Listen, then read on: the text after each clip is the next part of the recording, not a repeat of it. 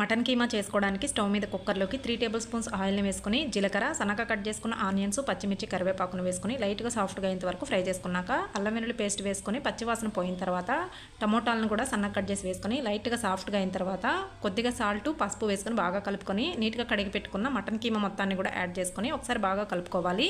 ఇది ఉడికేటప్పుడు వాటర్ వస్తుందండి, కానీ కొద్దిగా వాటర్ని పోసుకొని ఒకసారి బాగా కలుపుకున్న తర్వాత మూత పెట్టేసి మీడియం ఫ్లేమ్లో 6 to 7 విజిల్స్ వచ్చేంత వరకు ఉడికించుకోవాలి. ఇప్పుడు ప్రెషర్ మొత్తం పోయిన తర్వాత మూత ఓపెన్ చేసి చూస్తే మటన్ కీమా బాగా ఉడికిపోయి ఉంటుంది.